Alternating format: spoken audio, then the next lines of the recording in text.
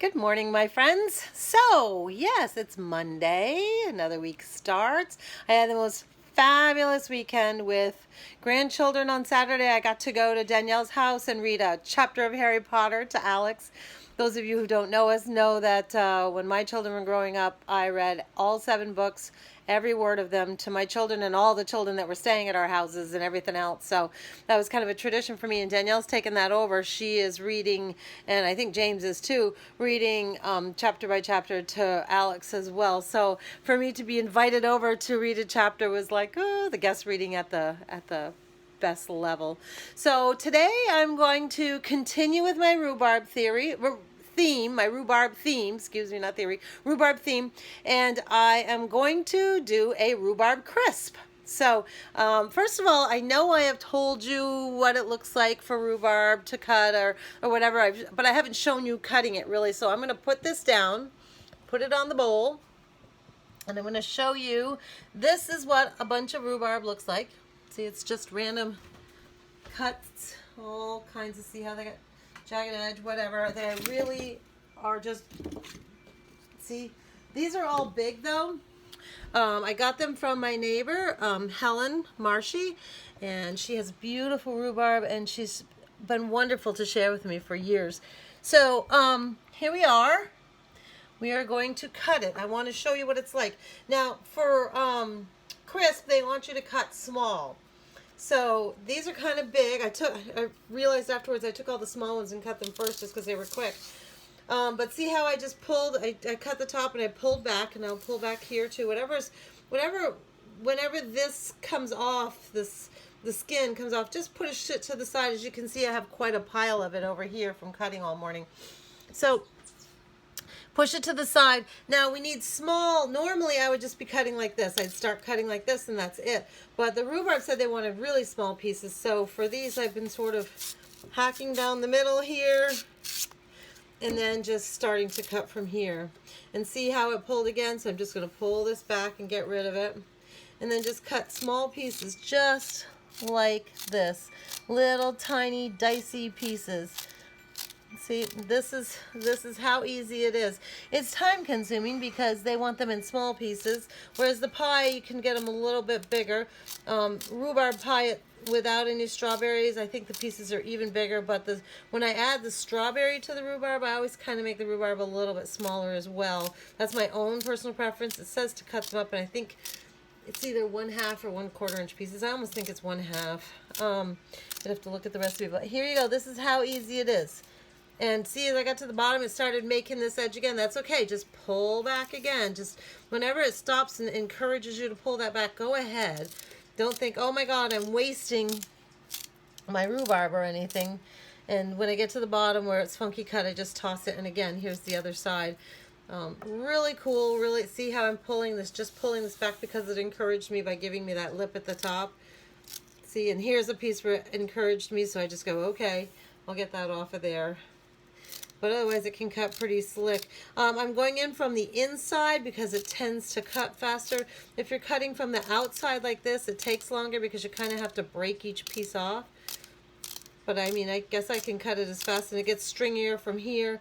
So I tend to, if I've got one I've used, like I've cut apart like this and I've got an inside, I tend to turn it, the inside meaty portion, and I cut it this way because it goes a whole lot faster because that end snaps.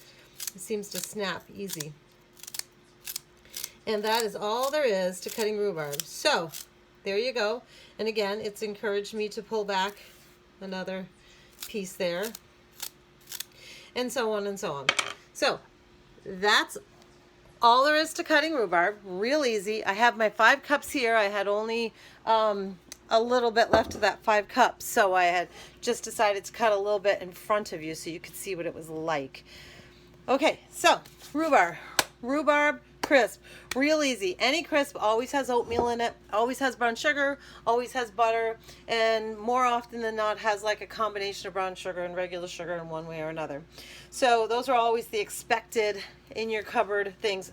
9 times out of 10 has cinnamon, you know, because you got your apple crisp, and you know, you got different berry crisps. Awesome. We'll be making them this summer. So you always can expect to need butter, always need to a flour, because you need a little bit of flour to keep it together, not a lot. This one only has 2 tablespoons of flour. The apple crisp, I think, has like a half a cup. Brown sugar, white sugar, cinnamon, salt. It's all pretty basic. Where the change is in the fruit that you use, or the kind of crisp you're trying to make. That's really the change, and that drives how much flour or how much cinnamon or whatever. But they're basically the same ingredients each time. So I'm going to start by, I'm going to put this down here where you can see it again. There's my bowl. I think you're going to fall over, so I have to move you a little bit there. There you are. So I have my 5 cups of rhubarb right there. The next ingredient is 3/4 cup. Whoops. Where am I here? I put the rhubarb in. Oh, they want me to put it right in the pan. I differ here. I've always been a person where I put my flour, sugar on the fruit itself, and I coat it, and then I throw it in the pan. And I really think I'm going to do that in front of you today, because that's my kind of go-to. But the recipe says to lightly butter your pan, which I've done. It's over there. I'm ready to bring it over. And then and it's an 8 by 8, and then to place the rhubarb in the pan, and then mix my flour, sugar, and salt together, and just sprinkle it over the rhubarb. But I found over multiple years, because it says to do that with apple pies, and I never do that anymore. I always take my apples and my cinnamon, my flour and sugar, and I always coat my apples, and I take a spatula and I coat them really well, and I set them aside for a minute so they are really coated. I feel like you get a more even flavor than dropping these in. Like I used to years ago, just take my flour and sugar and I would mix it together, and then I would just drop it over the apples like they said. Your pie doesn't come out as evenly tasting, like it's really all coated. So I'm going to do the same thing with this rhubarb. Despite what the book says, I'm going to do what I always do, so you can make up your own mind. You want to follow the book, then at this point you're just going to take your rhubarb and put it in the pan, and then you're going to take your mixture sugar, which is 3/4 cup. Whoops, I was almost taking the flour. 3/4 cup of sugar. Sorry, my arm's coming across your picture, but I'm alone again. So 3/4 cup of sugar right here, and I'm going to toss it right in here. And 2 tablespoons of flour, which I have a 2 tablespoon measurement, so it's going to look like I'm giving you 1, but I'm really giving you 2. Yeah, sometimes there's math involved because I can't find all of my different spoons and stuff, and I'm going like right now I need a teaspoon of cinnamon, and I'm only using a half spoon, so it's going to look like I'm giving more. So you have to pay attention to what I'm saying to be able to understand the right amount, because sometimes I don't find my exact measuring spoons wherever. So, and then 1/4 teaspoon of salt. So here we go.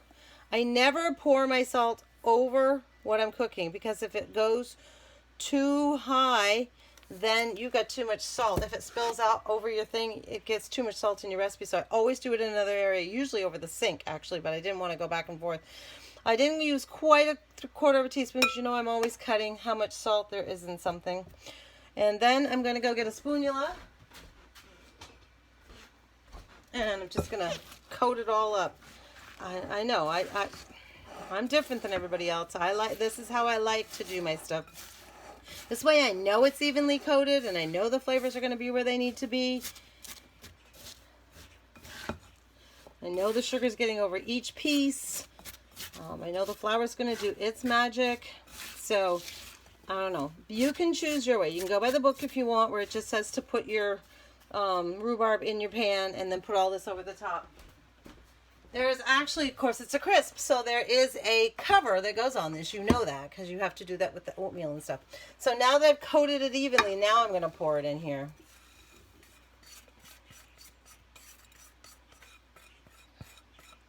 There you go. I know I've got a smidge over 5 cups of rhubarb, because I was cutting and showing you guys, and I know I did a smidge over, but I don't think it's going to matter. I don't think that little amount is going to make a difference. I'm going to put this aside for a minute. Getting my second bowl. Now we're working, and this is how quick this recipe is. It's super simple. You can do this in less than 10 minutes. Now we're going to make the topping. So 1 cup of oatmeal. Your choice. Quick kind or the regular long cooking. Usually all crisps are made with the quick kind.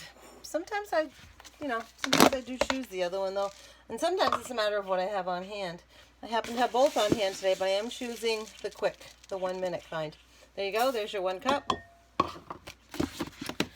1/2 cup brown sugar. Now the fun thing about the brown sugar today, I'm going to show you.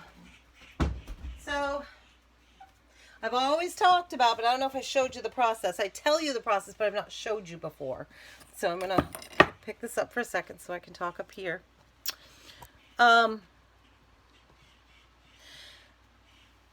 As you know, I'm having a problem with my brown sugar because I got that bag that was hard and I didn't want to waste it because everything costs, and we're not wasting, right? This whole thing we're cooking is about using everything you have on hand, not wasting anything, not throwing anything away until it's completely done or over with or empty or whatever. Then you get rid of a container. So we're really being smart about everything we do. So I didn't want to lose this bag. As you can see now, it's soft. And here's my 1/2 cup, and I will put it in here in my ingredient bowl. But what I did is I wanted to show you. It started out really hard, and I keep telling you how to do it, but I've never actually done it with you or showed you. So here's what was left of what I put it, because I had a chunk in there before. And literally, I wet this paper towel down, wet it down, and place it over the top. I usually have a bowl that is more like this, so that you can put it over the top, but my paper towel is actually touching my brown sugar right now, and that's kind of okay. So then I'm going over to the microwave for 30 seconds at a time, and you can see, by the way, you can see that this is a brick. Like, there's nothing pliable about this. I'm trying to break it. I can't break it. You can hear how hard it is. Okay, so here we go. I'm going to go put it in the microwave. 30 seconds. And I love this trick. Now, I know Mary's wonderful. Mary's wonderful about her tricks about keeping it soft after you put it in the container, because we ended up with a bag that we bought, and in the cupboard while waiting to use it, it became hard, which I still don't understand how, because there was no hole in it. It didn't break open. I don't understand how, but while we're waiting for that to do its magic, we're back over here. And you can see that I put the 1/2 cup in here, and see how wonderful it is. It's definitely pliable. So this one is a big enough chunk that it needed a second 30-second round, so it's back in there. Like I say, do it in 30-second intervals. Don't say, oh, it'll take a minute. Depending on how big your chunk is, it could take a little longer, but don't do just a minute always do it in 30-second intervals. So we have our oatmeal, we have our brown sugar, we have 1 teaspoon of cinnamon, and again, I'm using a 1/2, so I have to use 2 of them. So there you go. There's 1. Well, there's 2. There.